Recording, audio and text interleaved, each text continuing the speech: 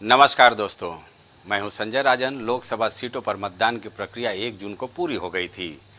बीते 2.5 महीने से चल रही चुनाव की प्रक्रिया के बाद अब लोगों की निगाहें नतीजों पर टिकी हैं। आज लोगों का ये इंतजार भी खत्म हो जाएगा। इस बार जहां भारतीय जनता पार्टी पूर्ण बहुमत के साथ तीसरी बार भी सरकार बनाने के लिए आश्वस्त नजर आ रही है, वहीं कांग्रेस के नेतृत्व वाला विपक्षी इंडिया गठबंधन एग्जिट पोल के परिणामों के उलट नतीजों की आस कर रहा है। क्या बीजेपी की अगुवाई वाला एनडीए तीसरी बार सत्ता में लौटेगा? क्या विपक्षी इंडिया ब्लॉक प्रधानमंत्री मोदी को टक्कर दे पाएगा या फिर कुछ नया सरप्राइज होने वाला है? इन सारे सवालों के जवाब आज मिल जाएंगे। ट्रेंड सामने है, मतगणना लगातार जारी है। ईवीएम से एक के बाद एक पिटारा खुल रहा है। सारे सियासी दलों के लिए कहीं से खुशखबरी आ रही है तो कहीं निराशा भी मिल रही है। जहां तक बात कर ली जाए, अभी तक जो ट्रेंड सामने नज़र आ रहा है, इंडिया गठबंधन 227 यानी पिछले 2019 के जो चुनाव परिणाम थे उससे 100 प्लस में ये चल रही है। एनडीए की बात कर ली जाए 297 पर ये बढ़त बनाए हुए है। जो ट्रेंड अभी तक ताज़ा अपडेट जो आ रहा है, इसको 46 सीटों का नुकसान होता हुआ दिख रहा है। हालांकि जब मतगणना हो जाएगी उसके बाद ये कहा जाएगा कि वाकई ये रुझान परिणाम में बदल चुके हैं।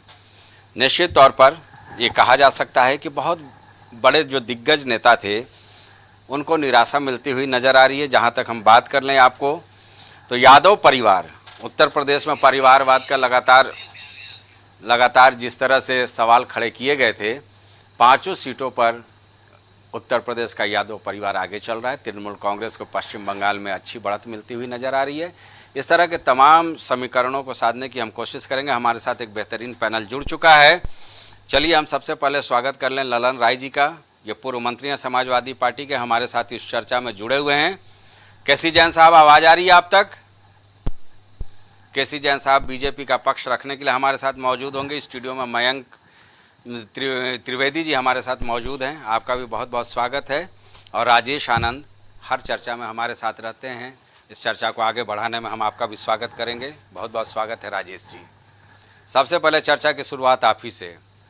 जो ट्रेंड अभी तक दिख रहा है उसमें यह कहा जा सकता है कि इंडिया गठबंधन जो कोशिश कर रही थी 5 न्याय के जरिए जनता के बीच जाने की कोशिश की, उसको बहुत हद तक सफलता मिल रही है। 100 सीटों का इजाफा अभी फ़िलहाल देखने को मिल रहा है। जो रुझान सामने आ रहे हैं, एनडीए की बात कर ली जाए तो करीब 45 से 46 सीटों का नुकसान होता दिख रहा है।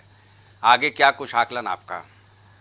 ये पब्लिक है, सब जानती है जी, अंदर क्या है बाहर क्या है ये सब कुछ पहचानती है।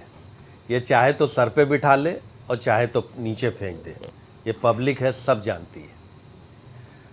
देखिए, एनडीए गठबंधन जिस रफ्तार से अभी मतगणना चल रही है और इनका रुझान आगे चल रहा है, निसंदेह ये बढ़त बरकरार होती चली जाएगी। अभी तक के मतगणना के अनुसार जो दृश्य सामने आ रहे हैं, तो ये एक बड़ा सुखद परिणाम है लोकतंत्र के लिए। पहली बार काफ़ी दिनों के बाद, मतलब 10 सालों के बाद पहली बार विपक्ष मजबूत होगा। मजबूत विपक्ष मिलने की संभावना नज़र आ रही है।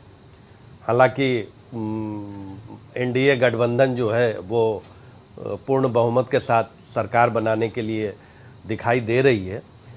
हालांकि अब जो एक 400 का आंकड़ा दिया गया था, जिसे मैंने पहले भी डिबेट में कहा था कि एक लूज गेंद डाली गई है और इसमें विपक्ष फंसता नज़र आ रहा है, तो 400 को लेकर जो पब्लिक की एक एक्सेप्टेशन, जो आकांक्षाएं बढ़ी थी, वो अभी भी बरकरार है।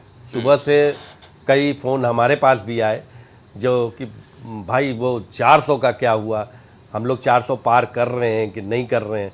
तो 400 का आंकड़ा अब पार होता तो नहीं दिखाई दे रहा है जी। ये फिर एक बार जुमला साबित होगा, अब की बार 400 पार। हालांकि गठबंधन की सरकार बनती नज़र आ रही है, इसलिए इस पे प्रश्न चिन्ह तो नज़र नहीं आ रहा है कि इस पे प्रश्न चिन्ह कोई लग सकता है। कुछ सीटें जो हैं उत्तर प्रदेश में, जैसे अभी आजमगढ़ की सीट पे धर्मेंद्र यादव बहुत आगे चल रहे हैं, लगभग 50,000 से आगे चल रहे हैं। तो हमें नहीं लगता कि अब वो पीछे की ओर वापस लौटेंगे। उसी तरह डिम्पल यादव आगे चल रही हैं, कन्नौज से अखिलेश आगे चल रहे हैं। और इस पूरे प्रकरण में जो उत्तर प्रदेश में समाजवादी पार्टी का प्रदर्शन है वो काबिले तारीफ है।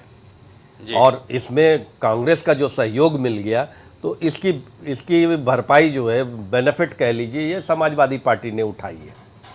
एक बड़ी विडंबना दिख रही है एनडीए के लिए और खासकर भारतीय जनता पार्टी के लिए कि अयोध्या सीट पे लल्लू सिंह पीछे चल रहे हैं।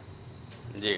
ये बड़ा चिंता का विषय है, क्योंकि इस चुनाव में अयोध्या एक बहुत बड़ा ब्रांड बन के उभरा था। राम मंदिर का उद्घाटन, राम मंदिर के लिए 500 सालों से प्रतीक्षा जो खत्म हुई, उसका गुबार अयोध्या में खुद देखने को नहीं मिल रहा है। हालांकि परिणाम आने में अभी काफ़ी समय है, फिर भी जो रुझान वहां दिख रहा है कि लल्लू सिंह पीछे चल रहे हैं, ये चिंता का विषय है भाजपा के लिए। राजेश जी, अमेठी रायबरेली के बारे में क्या कहेंगे? नहीं, अमेठी और वायनाड से तो रायबरेली से और वायनाड से राहुल गांधी आगे चल रहे हैं, तो निसंदेह ये ऐसा लग रहा है कि फिर से एक बार गांधी परिवार मजबूत होता दिखाई दे रहा है। अमेठी में वो स्मृति ईरानी पीछे चल रही हैं और परिणाम आने तक अगर स्मृति ईरानी पीछे रहेंगी और चुनाव अगर वो हारती हैं तो उनके लिए सबसे बड़ा सेटबैक होगा, क्योंकि वो होगा उनका बड़बोलापन। जी। जो वहाँ के राजनीति को लेकर और गांधी परिवार को लेकर किए गए कटाक्ष जो हैं वो उनको ले डूबेगा। हालांकि ऐसी संभावना अभी नजर नहीं आ रही है, ये कहना थोड़ा जल्दी होगा। नहीं, अब तो 20,000 से ऊपर का मार्जिन हो गया है, तो अब ये रुझान को देखते हुए मैं ये बात ये कह रहा हूँ। हालांकि परिणाम जब तक 20,000 से ज्यादा मतों से राजनीति और क्रिकेट में किसी भी संभावनाओं से इनकार नहीं किया जा सकता जब तक पूर्ण मतगणना नहीं हो जाती है। जी। दूसरा सबसे बड़ी बात आ रही है कि ये चुनाव को लेकर, हालांकि यहाँ पे हिंदुस्तान में तमाम राजनीतिक दल जो है वो अपने अपने प्रदर्शन पे लगे हैं, पर जो विदेशी मीडिया है, मैं कल भी इस चीज़ का जिक्र किया था और आज भी सुबह जब मैंने विदेशी मीडिया को खंगाला है तो वहाँ पे एक माहौल बना हुआ दिख रहा है। हर चाहे वो चीन के अखबार हो, चाहे वो पाकिस्तान के अखबार हो, चाहे बांग्लादेश के अखबार हो, द गार्जियन हो या फिर डेली ग्लोबल टाइम्स हो, ये सारी जगह मैंने देखा है कि सब लोग एनडीए के गठबंधन की सरकार को बढ़ता हुआ देख रहे हैं और वो मान रहे हैं कि ये एनडीए गठबंधन सरकार बना रही है। अभी तक का रुझान भी यही कह रहा है। जी। तो इन सब चीज़ों को लेकर बहुत हतप्रभ होने की जरूरत नहीं है। और एक लेकिन राजेश जी, ये तो मानेंगे ना जी कि जिस तरह से इंडिया गठबंधन में असमंजस के हालात थे, जी, ममता बनर्जी फिर वेस्ट बंगाल किला फतह कर ले गई। बिल्कुल। आम आदमी पार्टी को भी अच्छा खासा सीटों का रुझान मिलता हुआ नजर आ रहा है। बिल्कुल। कांग्रेस की तो बात ही क्या कहनी, जी, वो तो भाई 55 से बढ़कर के 94 के आसपास अभी रुझानों में बढ़त दिख रही है। हालांकि फाइनल आंकड़ा जब आएगा तो सामने नजर आएगा। जी। लेकिन भारतीय जनता पार्टी जिस तरह से पिछले 1 साल से लगातार प्रक्रिया में जुटी हुई थी, 2 दर्जन से ज़्यादा अभियान चलाए गए, उसको एक झटका तो लगा ही ना। और हमें लगता है कि ये झटका, शायद आप इस पर विश्लेषण देंगे, जो उल जलूल के मुद्दे उठाए गए मन से, उससे जनता गुमराह हो गई। गुमराह नहीं हुई ये जनता को। ये भारतीय जनता पार्टी ने जितने भी जुमले गढ़े या जो भी बयान जारी हुए, मंगलसूत्र से लेके मुस्लिम और जो भी तमाम विवादित विषय रहे उनको लेकर, कि जनता बड़ी सजग हो गई है। भारतीय जनता पार्टी ने पिछले 10 सालों में मध्यम वर्गीय के लिए कोई भी कार्य नजर नहीं आया जो धरातल पे उतरा हो।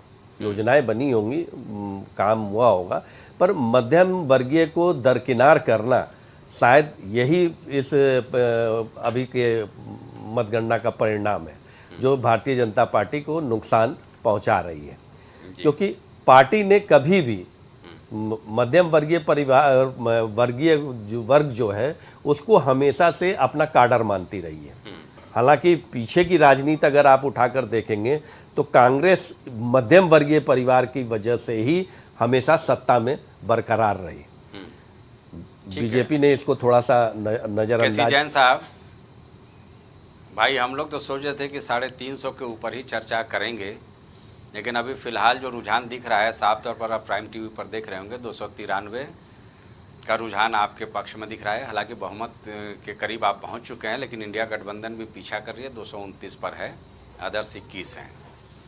भाई इसकी बड़ी वजह क्या मानते हैं? क्योंकि मैं ये नहीं कहूँगा कि सरकार आपकी नहीं बन रही है, सरकार तो आपकी बन रही है, लेकिन ऐसा लग रहा था कि जिस तरह का माहौल चल रहा था, मोदी की गारंटी हो या तमाम चीज़ें हो, कहाँ से चूक हो गई? 350 प्लस की मैं बात कर रहा हूँ, बहुमत की नहीं। जी देखिए संजय जी, जो चीज़ आप कह रहे हैं हम लोगों को भी पूरी उम्मीद थी माननीय मोदी जी के कामों पर और मोदी जी की गारंटी। ये 400 प्लस की हम लोग बात कर रहे हैं, लेकिन 350 प्लस का आंकड़ा हम लोग छुएंगे। और जैसे पहले भी भारतीय जनता पार्टी की पूर्ण बहुमत की सरकार के साथ साथ एनडीए की सरकार बनी, तो ये पहले से विश्वास था कि हम इस बार 350 प्लस लेके जरूर जाएंगे। लेकिन जो एक टारगेट होता है, टारगेट से बड़ा जब लक्ष्य साधा जाता है तभी अपने टारगेट तक पहुंच। तो 400 प्लस का लक्ष्य लेकर के हम लोग चले थे कि 350 प्लस सीटें हमारी आएंगी। देखिए अभी तमाम जगहों पे रुझान जिस प्रकार से चल रहे हैं, जहाँ पे 10-20 हज़ार वोटों का अंतर है और अभी कई राउंड की मतगणना बाकी है, वहाँ पे अभी अप डाउन हो सकता है बड़े स्तर पर। लेकिन फिर भी अगर जो आंकड़ा है लगभग जो 290, 298, 300 के आसपास का जो आंकड़ा है, तो जो भारतीय जनता पार्टी की उम्मीद थी, उम्मीद के अनुसार हम 200 तक सीटें जिस प्रकार से अभी दिखा रहे हैं सारे चैनल और जिस प्रकार से मतगणना का रुझान आ रहा है, तो इससे भारतीय जनता पार्टी संतुष्ट तो बिल्कुल नहीं। ये जरूर है कि एनडीए की सरकार बन रही है, भारतीय जनता पार्टी की सरकार बन रही है, मोदी जी फिर से प्रधानमंत्री बन रहे हैं, लेकिन इसके कई सारे कारण समझ में आते हैं। एक तो ये कि जो ये था कि भाई सेंट्रल का चुनाव है और स्थानीय मुद्दों का यहाँ पर कोई महत्व नहीं। लेकिन आप देखिए कि जहाँ पे आप देखिए आंध्र प्रदेश में है और दिल्ली में है, आपको उत्तराखंड में देखिए, तो इन जगहों पे गुजरात में देखिए, यहाँ पे हम लगभग सारी सीटें जीत रहे हैं। और बाकी आप वेस्ट बंगाल में देखिए, वेस्ट बंगाल में हमारी जो सीटें थी उससे लगभग 10 सीटें हम पीछे चल रहे हैं। यानी पिछली बार हमारी 20 सीटों के सीटें लगभग थी और इस बार हम 10 के आसपास 10 सीटों का वहाँ पे नुकसान दिखाई दे। यानी कि जो स्थायी मुद्दे थे और जो क्षेत्रीय पार्टियां थी अपने अपने जगहों पे स्थायी मुद्दों को जिस प्रकार से हावी कर पाई, तो ये जिस प्रकार से विधानसभा चुनाव में इफेक्ट पड़ता है, वैसे स्थानीय मुद्दे भी कहीं ना कहीं उनका इफेक्ट पड़ा। और उत्तर प्रदेश में भी आप देख लीजिए जिस प्रकार से रुझान आ रहे हैं, हम सोच रहे थे भारतीय जनता पार्टी और एनडीए गठबंधन इस बार जो है 72-75 सीटों तक पहुंचेगी, लेकिन वहां पर भी नुकसान होता हुआ दिखाई दे रहा है। तो स्थानीय मुद्दे कहीं ना कहीं हावी रहे, स्थानीय पार्टियां कहीं ना कहीं हावी रही। और कैसी जैन साहब, स्थानीय मुद्दे या महंगाई और बेरोजगारी? नहीं देखिए, और दूसरा जो है वोट प्रतिशत का कम होना। नहीं देखिए, इसका सबसे बड़ा एग्जाम्पल ये है कि जहाँ पे भारतीय जनता पार्टी की जहाँ पर अच्छा प्रदर्शन ऑलरेडी लंबे समय से रहा है, आप गुजरात देख लीजिए, गुजरात में आप देखिए कि फिर से हमारा मध्य प्रदेश देख लीजिए, तो इन जगहों पे अगर हम फिर से लाभ ले रहे हैं, वही वेस्ट बंगाल में नुकसान हो रहा है। तो कुल मिला करके जो जैन साहब 2 मिनट का विराम चाहूँगा। एक बड़ी खबर आ रही है, अंबेडकर नगर सीट पर सपा को बढ़त हासिल हो गई है। इस वक्त की ये बड़ी अपडेट आपके सामने लेकर हम आ रहे हैं। प्राइम टीवी के स्क्रीन पर आप देख सकते हैं कि अंबेडकर नगर से सपा को बढ़त हासिल हो गई है। सपा प्रत्याशी लालजी वर्मा करीब 14,000 मतों से आगे चल रहे हैं।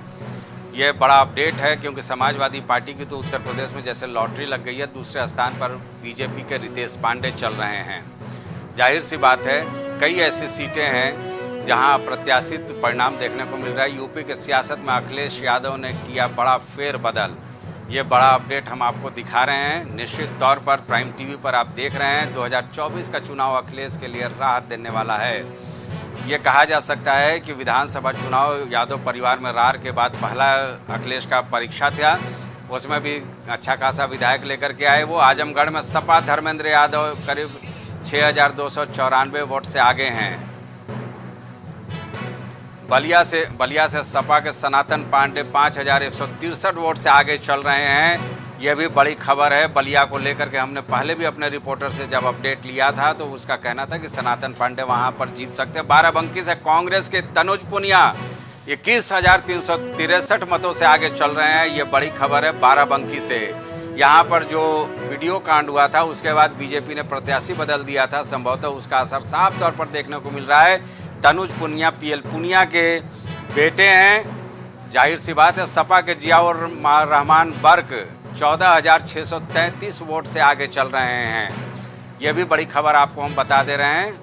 जियाउर रहमान वर्क को 93,693 वोट मिल गए हैं।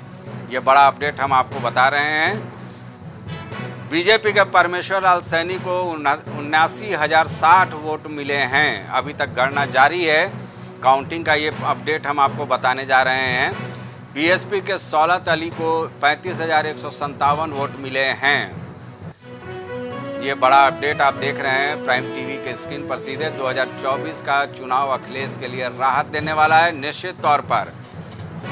ये कहा जा सकता है क्योंकि अखिलेश यादव जिस तरह से यादव परिवार के राज के बाद समाजवादी पार्टी को संभाले थे, विधानसभा चुनाव में भी अच्छे खासे तादाद में विधायक जिताने में वो कारगर हुए थे और लोकसभा चुनाव के बाद तो उनका कद बिल्कुल बढ़ता हुआ नजर आ रहा है। इसमें कोई दो राय नहीं है। अभी तक जो जानकारी है समाजवादी पार्टी 33 सीटों पर आगे चल रही है। इंडिया गठबंधन में कांग्रेस 94 सीटों पर आगे है, टीएमसी 28 सीटों पर आगे है, आरजेडी 5 सीटों पर। एक और बड़ी खबर आ रही है। लखनऊ रमाबाई अंबेडकर मतगणना स्थल के बाहर मारपीट की खबर आ रही है। यहां पर मतगणना के दौरान मारपीट की खबर आ रही है। भाजपा कार्यकर्ताओं के साथ धक्का मुक्की की खबर आ रही है। कहासुनी के बाद जमकर हुई है मारपीट। ये बड़ा अपडेट हम आपको दे रहे हैं। तो इस वक्त की बड़ी खबर लखनऊ में जहां मतगणना स्थल है वहां पर मारपीट की सूचना मिली है। जानकारी मिलते ही भारी तादाद में पुलिस बल वहां पहुंची है। रमाबाई अंबेडकर मतगणना स्थल के बाहर मारपीट की सूचना मिल रही है। भाजपा कार्यकर्ता समाजवादी पार्टी कार्यकर्ता आपस में भिड़े हैं। ये अपडेट हम आपके सामने लेकर के आए। कहासुनी के बाद जमकर हुई है मारपीट। हालांकि पुलिस सतर्क है, पुलिस प्रशासन सतर्क है। जिस तरह से कल डीजीपी ने साफ तौर पर यह कहा था कि प्रदेश में माहौल खराब करने की भी कोशिश हो सकती है, उसको लेकर के दिशा निर्देश पूरे पुलिस महकमे को जारी कर दिया गया था। अभी आप देख सकते हैं कि राजधानी लखनऊ में बीजेपी कार्यकर्ता और समाजवादी कार्यकर्ताओं के बीच में मारपीट की खबर आ रही है। कहासुनी के बाद जमकर हुई है मारपीट। निश्चित तौर पर उत्तर प्रदेश में कांटे की टक्कर चल रही है। उम्मीद तो की जा रही थी, माना ये जा रहा था, हम लोगों का भी आकलन यही होता था अक्सर चर्चाओं में कि संभवतः एनडीए अपने 60 से 65 सीटों पर कारगर रहेगी। लेकिन अब तो मामला उलट गया है। यहाँ पर आपको जैसा कि मैंने बताया कि कांग्रेस जो है वो 9 सीटों पर आगे चल रही है और समाजवादी पार्टी 33 सीटों पर आगे चल रही है। एक पर बीएसपी है, यानी कुल मिलाकर के गैर भारतीय जनता पार्टी 42 सीटों पर। चलिए चर्चा पर फिर लौटते हैं। अपडेट आता रहेगा, हम आप तक पहुंचाते रहेंगे। हाँ जैन साहब कंटिन्यू करें। ठीक है ललन राय जी, आवाज आ रही है? ललन राय जी, आज तो आप लोगों के लिए मिठाई खाने का दिन है। बिल्कुल साहब, मिठाई भी खिलाएंगे, भोजन भी खिलाएंगे। कितनी खुशी हो रही है। कौन सा मुद्दा चल गया? बहुत संघर्ष किया हम लोगों ने जी, बोले। और समाजवादी यादवी परिवार नहीं है, समाजवादी बहुत बड़ा परिवार है। और जो बड़ा परिवार है और बड़ा संघर्ष भी था। ये जो 10 साल की भारतीय जनता पार्टी है, इनकी एनडीए की जो सरकार रही है, ये तो जनता ने देख लिया और आप लोग भी देख रहे हो कि मुद्दे पे ही मुद्दे थे। और हर तरीके से महंगाई से, बेरोजगारी से, नौजवान चाहे सवाल हो चाहे किसान हो, हर मुद्दे पे भारतीय जनता पार्टी फेल दिखी है जी। ये फैसला कोई जबरदस्ती किसी समाजवादी पार्टी या इंडिया गठबंधन ने वोट नहीं डलवा दिया। इस देश के जनता ने मतदान किया है और ऐसा इस बार मतदान किया है कि एग्जिट पोल भी आपका जो भी चला चैनल का वो भी फेल हो गया जी। एग्जिट पोल में परसों क्या दिखा रहे थे, किस तरह दिखा रहे थे, लेकिन ये जो चीजें हुई हैं एग्जिट पोल की इस बार का फेल है। अब मैं यही कहना चाहता हूं कि जो इस वक्त जो वादे हमारे इंडिया गठबंधन के हैं तो और समाजवादी पार्टी के जो वादे होते हैं उसको पूरा किया जाता है जी। निश्चित तौर पर हम इंडिया गठबंधन की सरकार बनने जा रही है देश में और जो वादे हैं वो वादे पूरे किए जाएंगे निश्चित तौर पर। लेकिन ललन राय जी को रुझान तो अभी बहुमत की ओर एनडीए को ही दिखा रहा है। देखिए जो बहुमत दिखा रहा है तो कभी घट रहा है कभी बढ़ रहा है। इस समय 295 तो 235 इंडिया गठबंधन दिखा रहा है और उत्तर प्रदेश में आप समझ लो हम बराबर पर चल रहे हैं उत्तर प्रदेश में जी। तो ये सब चीजें उत्तर प्रदेश जैसी यहाँ पर अमेठी या अयोध्या है या जो भी है ये इस तरीके के जो लोग हैं जिसके अब पीछे चल रहे हैं भारतीय जनता पार्टी। तो सारे आंकड़े जो है जो रहे हैं पहले की और जो इनके जो है 400 पार का नारा रहा है वो तो खत्म है। अब तो सवाल इस बात का है कि 100-150 सीटें तो हम लोगों ने बढ़ा ली है जी और इनकी घटनी है और जब उत्तर प्रदेश में हम घटा रहे हैं तो देश में घटनी है। अभी तो काउंटिंग चल रही है जी। अभी हम लोग बढ़ेंगे और बहुमत में आएंगे। चलिए विश्वास दिलाता है। चलिए हमें भी इंतजार है। मयंक जी भाई जिस तरह से परिणाम और रुझान दिख रहे हैं अब लगभग ये माना जाएगा कि यही रुझान आगे भी कंटिन्यू रहेगा क्योंकि अमूमन जब 10,000 से ज़्यादा की बढ़त हो जाती है तो उसमें बहुत जल्दी फेरबदल होता दिखता नहीं है। भाई चलिए बिजनौर और बागपत के लिए आपके लिए तो सुखद समाचार है क्योंकि 2 सीटें आपके पास थी और उसमें मुझे हर समय संदेह होता था बिजनौर को लेकर के, लेकिन फ़िलहाल लगता है वहाँ पर आपको साथ मिल गया है जनता का। लेकिन बाकी सीटों पर जो चौंकाने वाले परिणाम आ रहे हैं उसके बारे में क्या कहेंगे? संजय जी अब देखिए अब आरोप प्रत्यारोप का कोई समय नहीं बचा है। अब तो परिणाम सबके सामने है जी। और लोकतंत्र का ये महापर्व 80 दिन चला और इसमें बड़े आरोप प्रत्यारोप चले इधर सत्ता पक्ष से भी विपक्ष से भी और आज उसका परिणाम का दिन है पहली चीज़। दूसरी चीज़ अभी भी मुझको ये उम्मीद है कि एनडीए गठबंधन लगभग 350 के करीब टच करेगा। अभी कुछ समय बाकी है तो अभी हम इसको फाइनल परिणाम तो नहीं कह सकते हैं। और पिछले बार का जहाँ तक मुझको ध्यान है कि लगभग 350-353 के करीब एनडीए था। तो ये बात ज़रूर है कि ये आकलन हम लोग को करना पड़ेगा कि जो 10-20-30 सीटों का अगर नुकसान होता है, हालांकि मैं फिर कह रहा हूँ कि शायद हम लोग पुराना परिणाम रिपीट करें और अगर वहाँ तक नहीं होता है तो इस चीज़ का हम लोग आकलन करना पड़ेगा कि कहाँ पर चीज़ें बिगड़ी हैं। लेकिन अभी इन परिणामों को हम परिणाम नहीं मान सकते हैं, इनको अभी और आगे बढ़ेगा ये हम मुझे पता है। ये प्रारंभिक रुझान है, प्रारंभिक से कुछ आगे बढ़ चुका है। लगभग ये मान सकते हैं कि लगभग 10-15 राउंड की काउंटिंग हो चुकी है। लेकिन मुझको उम्मीद है कि ये सीटें अभी और आगे बढ़ेंगी। और रही बात आरएलडी की, तो आरएलडी के जैसे आपने बताया भाई हमारी 2 सीटें थी और दोनों सीटों पे हम विजयी हो रहे हैं और सरकार, इसमें कोई डाउट नहीं है कि सरकार एनडीए गठबंधन की बनने जा रही है। आप चाहे किसी चैनल का जो है रिजल्ट उठा के देख लीजिए, जो भी रुझान आ रहे हैं उसमें हर रुझान नहीं सरकार बनने पर मैं सवाल ही नहीं खड़ा कर रहा हूँ क्योंकि मैंने शुरुआत में ही किसी जन से बोला था कि हम तो सोच रहे थे कि 350 के ऊपर हम चर्चा करेंगे। चर्चा सिर्फ इस बात की है कि चलिए बिजनौर बागपत तो आप जीत रहे हैं, लेकिन जो समाजवादी पार्टी खेमे से या इंडिया गठबंधन के खेमे से, राहुल और अखिलेश के खेमे से जो न्याय की बात कही गई थी, जनता उससे ज़्यादा सरोकार उत्तर प्रदेश में रखी क्या? या वाकई बेरोजगारी और महंगाई एक ऐसा मुद्दा मिला जहां आप लोग कहीं ना कहीं नीचे आ गए? अब संजय जी ये तो फाइनल परिणाम के बाद कहा जा सकता है कि कहाँ पर चूक हुई, कि कौन से मुद्दों को हम जनता तक नहीं पहुँचा पाए, या हम ये कहें कि विपक्ष ने उसको जो है गुमराह किया उन मुद्दों को। तो ये सब तो फाइनल परिणाम के बाद चर्चा होगी। लेकिन बेहतर जो नतीजे की बात है ये ज़रूर है कि सरकार हम लोग की बनने जा रही है और अब हम एनडीए का पार्ट रहेंगे और देखेंगे सत्ता में रहकर कि हम लोग किसानों को किस तरीके से आगे बढ़ा सकते हैं। और ठीक है, मैं 2 मिनट के लिए रोकूंगा। बड़ी खबर आ रही है, रायबरेली में गठबंधन की बड़ी जीत हो गई है। ये परिणाम आ चुका है। बीजेपी के दिनेश प्रताप सिंह ने हार स्वीकार कर ली है क्योंकि राहुल गांधी लगभग 1 लाख मतों से आगे हो गए हैं। तो जाहिर सी बात है जो दिनेश प्रताप सिंह हैं उन्होंने रायबरेली वासियों से माफ़ी मांग ली है। राहुल गांधी रायबरेली में जीत की ओर, रायबरेली में जीतने वाले हैं राहुल गांधी। वायनाड से भी इनके लिए सुखद समाचार है, वहाँ भी ये 1 लाख मतों से ऊपर चल रहे हैं। तो कुल मिलाकर के ये कहा जाएगा कि रायबरेली और अमेठी 2 ऐसी हॉट सीटें थी जिस पर सबकी निगाहें थी, और कहा यह जा रहा था। गोरखपुर में 7वें राउंड में बीजेपी आगे चल रही है। रवि किशन के लिए ये सुखद समाचार है। काउंटिंग का दौर जारी है। करीब सपा की काजल निषाद को 1,20,041 वोट मिले हैं।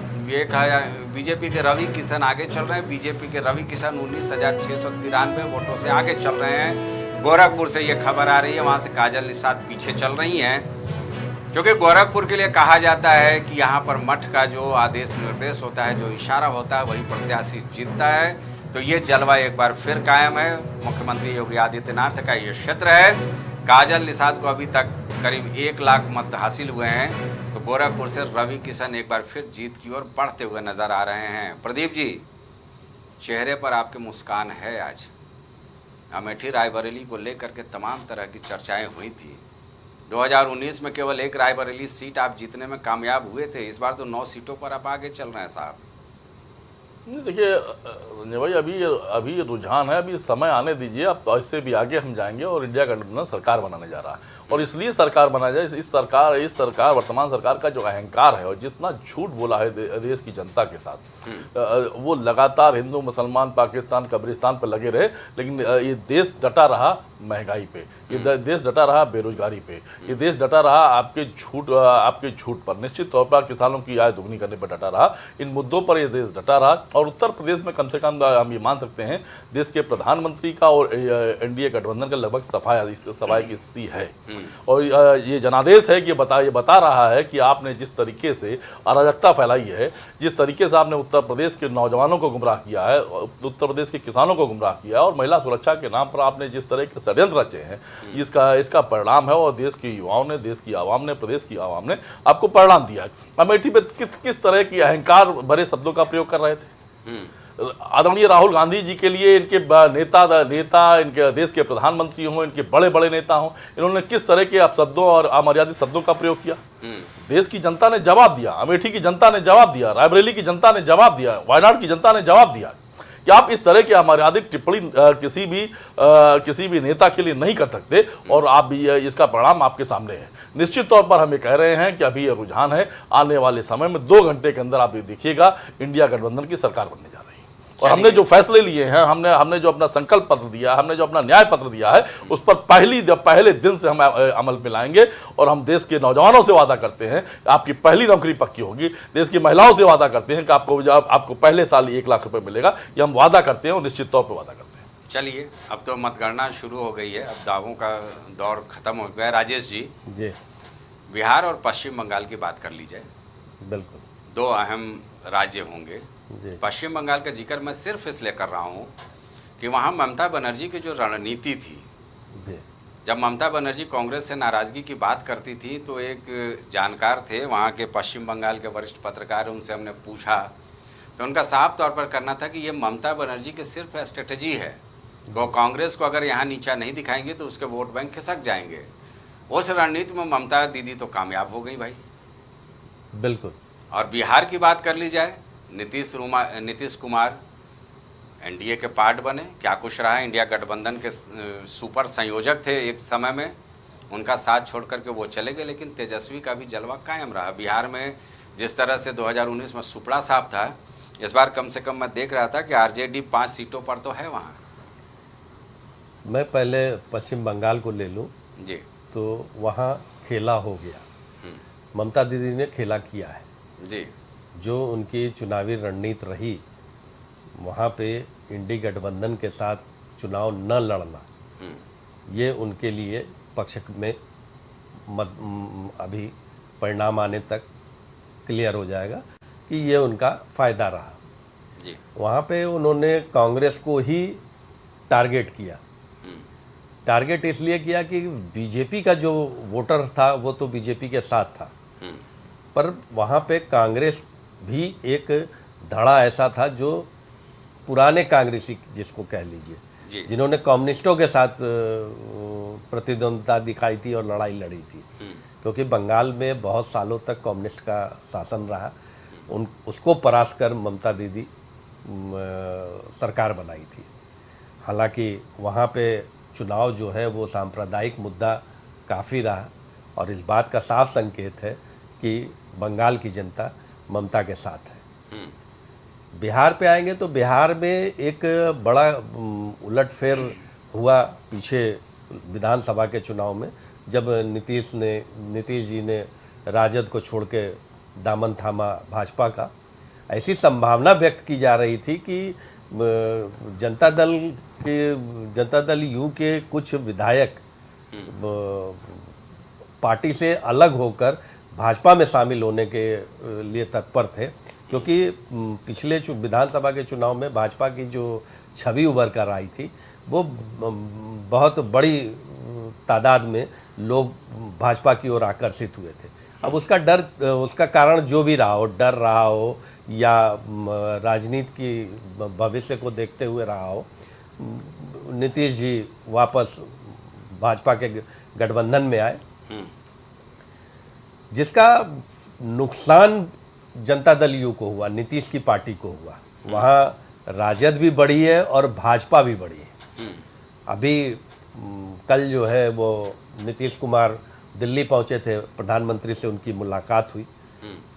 अब आगे की भविष्य की रणनीति को लेकर चर्चा हुई। हाँ, चर्चा तो ये हो रही है कि रेल मंत्रालय या कुछ नहीं, रेल मंत्रालय के अलावा मैं तो वहाँ के कुछ हमारे सहयोगी पत्रकार हैं जिनसे मेरी बातचीत हुई, और कुछ बड़े नेताओं से जो मेरी जानकारी मैंने हासिल करने की कोशिश की। हालांकि इसकी मैं पुष्टि नहीं करता, पर ऐसी संभावना है कि केंद्र में एनडीए गठबंधन की सरकार में नीतीश की पार्टी को शामिल किया जाएगा, और उसके बदले भारतीय जनता पार्टी बिहार में सीएम का पद अपने पक्ष में करेगी। हाँ, तो ये एक, क्योंकि बिहार में आने वाले समय में विधानसभा का चुनाव है, और बिहार में भारतीय जनता पार्टी अपने वजूद को और मजबूत करने के लिए ऐसा दांव खेल सकती है।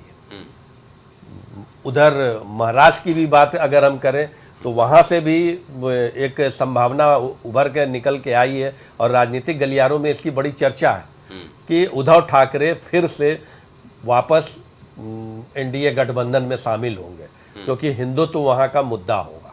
जो मुद्दा हिंदुत्व को लेकर शिवसेना चली अभी थी, तो फिलहाल जो रुझान आ रहा है उसमें 10 से 15 सीटों का बीजेपी को नुकसान होता ही दिख रहा है। बिल्कुल। कई राज्य ऐसे हैं राजेश जी, उसके बाद हम चलेंगे अपने मेहमानों के पास। कई राज्य ऐसे रहे जी जिसमें भारतीय जनता पार्टी 2019 में स्वीप करती नजर आई थी। जी राजस्थान की बात कर ली जाए, एक बेहतर प्रदर्शन साफ तौर पर देखने को मिल रहा है। 9 से 10 सीटों पर वो आगे चल रही है कांग्रेस वहाँ पर।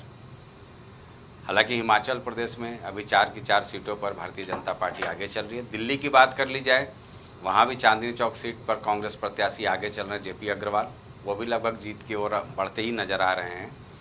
तो कुल मिलाकर के ये कहा जाएगा कि इंडिया गठबंधन कई ऐसे राज्य हैं जहां पर अपना खाता खोलने में सफल हो रही है, जहां 2019 में वो नहीं थी। चलिए, एक बड़ी खबर आ गई है राजेश जी, फिर इसके बाद आपके पास आते हैं। अखिलेश यादव कन्नौज से 66,121 वोट से आगे चल रहे हैं। इस वक्त की ये बड़ी खबर आ रही है कन्नौज से, प्राइम टीवी पर हम दिखा रहे हैं। मैनपुरी से डिम्पल यादव 92,700 मतों से आगे चल रही हैं। इस वक्त की बड़ी खबर ये हम आपको बता रहे हैं प्राइम टीवी पर। आजमगढ़ से धर्मेंद्र यादव 62,538 वोट से आगे चल रहे हैं। यानी यादव परिवार के पांचों जो सदस्य हैं, जिनको परिवारवाद के तराजू पर तौलने की कोशिश हुई थी, वो आगे चल रहे हैं। बदायूं से आदित्य यादव, शिवपाल सिंह यादव के बेटे हैं, 18,675 वोट से आगे चल रहे हैं। ये बड़ा अपडेट आ रहा है काउंटिंग का। फिरोजाबाद से अक्षय यादव 61,739 वोट से आगे चल रहे हैं। रामगोपाल यादव, प्रोफेसर रामगोपाल यादव के बेटे हैं ये। रामगोपाल यादव राष्ट्रीय महासचिव। अखिलेश यादव कन्नौज से 66,121 वोट से आगे। यानी सुब्रत पाठक अब हार की ओर बढ़ते हुए नजर आ रहे हैं। हाँ राजेश जी, कंटिन्यू करें जो सवाल मैंने पूछा था। देखिए अभी जो रुझान आ रहे हैं, इन पूरे रुझानों में सबसे बड़ी चीज़ एक चीज़ अभी उभर के आ रही है कि कल तक जिस ईवीएम पर लेके बयानबाजी शुरू हो गई थी, आज वो किसी भी राजनीतिक दल के बयान में दिख ही नहीं रहा। अब ईवीएम पे कोई ठीकरा नहीं तोड़ रहा है, क्योंकि जिस तरीके से रुझान आ रहे हैं और इंडी गठबंधन या एनडीए गठबंधन को मत जो मिल रहे हैं और जिस तरीके से वो आगे चल रहे हैं, अब ईवीएम पे कोई सवाल नहीं उठा रहा। हालांकि चुनाव आयोग ने पहली बार, अभी उम्मीद है हमको मायावती जी की ओर से जरूर सवाल खड़े किए जाएंगे। वो तो चुनाव परिणाम के बाद आएंगे, चुनाव परिणाम के बाद आएंगे। मैं कहने जा रहा था कि चुनाव आयोग पहली बार काफ़ी उसके मशक्कत के बाद परिणाम के पहले प्रेस कॉन्फ्रेंस किया है। ये एक बड़ी बात रही। हालांकि चुनाव आयोग के लिए ये मतदान शांतिपूर्ण ढंग से छुटपुट हिंसा को छोड़कर जिस तरीके से मतदान संपन्न हुआ है, उसके लिए वो सराहनीय है उनका कार्य और वो काबिले तारीफ है। हालांकि चुनाव आयुक्त ने विश्व रिकॉर्ड का भी दावा किया कि इस बार एक विश्व रिकॉर्ड बना है कि 31 करोड़ लगभग महिलाओं ने जो है इस पे वोट डाला है। और नहीं राजेश जी, ये तो देखने वाली बात होगी। मैं उसको दूसरे नज़रिए से देखता हूँ। करीब 96 करोड़ मतदाता थे जी, 61 करोड़ मतदाता मतदान में हिस्सा लिए, बिल्कुल, यानी करीब 30 करोड़ लोगों ने चुनाव का एक तरह से बहिष्कार कर दिया। मैं यही बात पे आने जा रहा था कि चुनाव आयोग ने अपनी पीठ तो थपथपा ली, पर वोट प्रतिशत 58.58 का रहा, यानी लगभग 60%, 40% मतदान नहीं हो पाया। आज की तारीख में किसी भी एग्जाम में बच्चों से हम लोग भी कहते हैं कि अगर 90% नहीं आ रहा तो आप आज के कॉम्पिटिटिव युग में सक्सेस नहीं हो पाएंगे। प्रदीप जी, परिणाम देख करके अफसोस तो हो रहा होगा ना कि 2 चरणों तक आप लोग जिस तरह से सुस्त पड़े रहे और हम मीडिया वाले लगातार डिबेट में सवाल खड़ा करते रहे। अगर समय रहते आप लोग अगर जोशो खरोश के साथ चुनाव मैदान में उतरते तो शायद परिणाम और बेहतर होता। नहीं, कतई नहीं, किसी कीमत पे नहीं। आप ये देखिए कि हम सुस्त नहीं पड़े रहे, हम लगातार संघर्ष करते रहे। परिणाम सामने और हम फिर कह रहे हैं कि 2 घंटे इंतजार करिए, आप निश्चित तौर पर और सकारात्मक परिणाम आएंगे। अभी चुनाव आयोग पर चर्चा हो रही थी। चुनाव आयोग का पहली बार, अभी हमारे भाई साहब ने बताया, पहली बार चुनाव आयोग ने परिणाम से पहले प्रेस कॉन्फ्रेंस की। तो ये वाकई पहली बार प्रेस कॉन्फ्रेंस की। पहली बार प्रेस कॉन्फ्रेंस में अगर की थी उन्होंने, तो उन्हें बताना चाहिए था कितने वोट पड़े हैं, कितने वोट पोस्टल बैलेट से पड़े हैं और कितने वोट पड़े हैं और कितने वोटों की गणना करने जा रहा है। अगर ये आंकड़े आप बता देते तो निश्चित तौर पर आपकी पारदर्शिता पे कोई संदेह नहीं करता। कतई संदेह नहीं करता कि अगर कोई राजनीतिक दल किसी का अगर ये बात कह रहा है कि फला नेता ने डीएम को फोन किया, तो आप उसको धमकी भरे अंदाज में ये बता रहे हैं कि आप शाम को 7 बजे तक बताइए वरना आपके खिलाफ कार्रवाई होगी। आप सुप्रीम कोर्ट है क्या? आप हैं क्या? अब ये अगर आपको एक नोटिस देनी हो तो प्रदीप सिंह को भी दे दीजिएगा। मैं आपसे पूछ रहा हूं, आप न्यायपालिका है क्या? आप सुप्रीम कोर्ट है? आप कैसे, किस आधार पर आप किसी को इस तरह की धमकी दे दें? हम मेरी कोई बात आ जाने दीजिए। हम ये कहना चाहते हैं, देखिए जनतंत्र में अगर आप कोई बात कह रहे हैं तो इसका जवाब आने दीजिए और कम से कम चुनाव आयोग को समझना चाहिए तो और माननीय उच्चतम न्यायालय भी उनके फैसले पर भी टिप्पणियां होती हैं। आप उनको कंटिन्यू करेंगे। एक मिनट, बड़ी खबर आ रही है। यूपी में राजनीति में बड़ा उलटफेर हुआ है, ये आपको अपडेट कर दे रहे हैं। ये बड़ी खबर है, अपडेट निश्चित तौर पर उलटफेर हुआ है। समाजवादी पार्टी और कांग्रेस ने बड़ी बढ़त बनाई है। इस वक्त की ये बड़ी खबर आ रही है। प्रदीप जी, आपके लिए सुकून वाली खबर है ये, जो प्राइम टीवी पर हम दिखा रहे हैं। चुनाव आयोग के आंकड़ों में सपा 35 सीटों पर आगे है। इस वक्त की ये बड़ी खबर, चुनाव आयोग के आंकड़ों में सपा 35 सीटों पर आगे चल रही है। चुनाव आयोग के आंकड़ों में कांग्रेस 8 सीटों पर आगे चल रही है। प्रदीप जी, 1 सीट बेशक नुकसान हुआ है, लेकिन 8 सीटों पर आगे हो। 2019 में आप 1 सीट पर थे, लेकिन ये बड़ी खबर आ रही है। चुनाव आयोग के आंकड़ों में बीजेपी 34 सीटों पर आगे चल रही है, यानी भारी नुकसान भारतीय जनता पार्टी या एनडीए को। इस वक्त की ये बड़ी खबर, यूपी में आरएलडी 2 सीटों पर आगे चल रही है। हमारे साथ मयंक जी स्टूडियो में मौजूद है, इनके लिए ये सुखद समाचार है। यूपी में आरएलडी, बिजनौर और बागपत दोनों सीटों पर आगे चल रही है। नगीना सीट पर चंद्रशेखर आजाद का निर्णायक बढ़त देखने को मिल रहा है। ये काउंटिंग से मैं बड़ा अपडेट लेकर के आ रहा हूँ। हिमाचल प्रदेश से जीते अनुराग ठाकुर। सूचना प्रसारण मंत्री, हमीरपुर लोकसभा से अनुराग ठाकुर की शानदार जीत हुई है। ये बड़ी खबर हम आपको अपडेट कर रहे हैं हिमाचल प्रदेश से जीते हैं केंद्रीय मंत्री अनुराग ठाकुर। इनकी एक बेहतर छवि रही है, उस छवि का इनको फायदा मिला कि हिमाचल में बेशक कांग्रेस की सरकार है, लेकिन अनुराग ठाकुर एक शानदार जीत हासिल करने में कामयाब हुए हैं। हिमाचल प्रदेश से अनुराग ठाकुर, जो केंद्रीय सूचना प्रसारण मंत्रालय को संभाल रहे हैं। चलिए, हाँ प्रदीप जी, निश्चित तौर पर इसी चुनाव में खबरें आई हैं कि एक एक व्यक्ति 8-8 वोट डाल रहा है, वीडियो बना रहा है। इस तरह की खबरें आएंगी नहीं आई, तो निश्चित तौर पर हमें कह रहे हैं कि कहीं न कहीं पारदर्शिता में कोई कमी थी। इसी लोकतंत्र में, इसी व्यवस्था में आप जैसे पत्रकार हो, आप जैसे सम्राट चैनल है जिसने चुनाव को की पारदर्शिता को बनाए रखा, इसी लोकतंत्र में ऐसे भी लोग हैं कि जो कल शाम को बैठकर सरकार डिसाइड कर रहे थे और बता रहे थे कि ये मंत्रालय ये काम करेगा, ये मंत्रालय ये काम करेगा, 400 पार कर रहे थे। वो मीडिया हाउसेस भी हैं, तो उन पर कहीं न कहीं उन पर टिप्पणी होनी चाहिए। और चुनाव के जो सर्वेक्षण करने वाले लोग हैं, जो ज्ञानी पंडित थे, उनके वो इस समय दिखाई नहीं पड़ रहे हैं। उनको भी बैठना चाहिए था, उनको भी अपने सवालों को लेना चाहिए और जवाब देना चाहिए था। प्रदीप जी, मैं बता दूं, चूंकि वक्त कम है, संक्षेप में मैं टिप्पणी ले लूँ राजेश जी से। राजेश जी, बहुमत के करीब है एनडीए, इसमें कोई दो राय नहीं है। एनडीए मतलब बहुमत से पार भी हो गई है, 293 अभी जो आंकड़ा आ रहा है, इंडिया 229। क्या इसमें बहुत बड़ा फेरबदल की संभावना है संक्षेप में, क्योंकि इशारा हो गया है चर्चा को समाप्त करने का? नहीं, बिल्कुल उलटफेर की संभावना है। संभावना ये है कि विपक्ष बहुत तेजी से ऊपर उभर कर आएगा, और हालांकि सरकार गठबंधन की ही बननी है, ये इस बात का साफ संकेत अभी मिल रहा है। विपक्ष, मेरा सिर्फ आंकलन ये है कि बहुत दिनों बाद, मैं पहले भी कह चुका हूं कि एक मजबूत विपक्ष मिलेगा एनडीए को जी, और लोकतंत्र के लिए मजबूत विपक्ष होना बहुत जरूरी है, जो देश की दशा और दिशा तय करेगा। कि भारतीय लोकतंत्र की यही खासियत है कि अगर विपक्ष मजबूत होता है तो सरकार भी बेहतर काम करती है। फिलहाल इस चर्चा में शामिल होने के लिए सारे मेहमानों का बहुत बहुत धन्यवाद। नमस्कार। जो कि काउंटिंग का दौर जारी है और हर पल अपडेट आ रहा है, लेकिन अभी फिलहाल ये कहा जा सकता है कि जो रुझान देखने को मिल रहे हैं उसमें एनडीए बहुमत के करीब पहुंच चुकी है और इंडिया गठबंधन भी पीछा कर रही है। फिलहाल परिणाम, जब अंतिम परिणाम आता है उसके बाद ये तय होगा, लेकिन ये कहा जा सकता है कि एनडीए फिर एक बार सरकार बनाएगी, इसमें कोई दो राय नहीं है। लेकिन विपक्षी दलों ने मजबूती से अपनी उपस्थिति दर्ज कराई है 2024 के इस लोकसभा चुनाव में। फिलहाल मुझे दीजिए इजाजत, नमस्कार। कुछ भाव पुष्प। आप देख रहे हैं प्राइम टीवी, सच साहस सरोकार।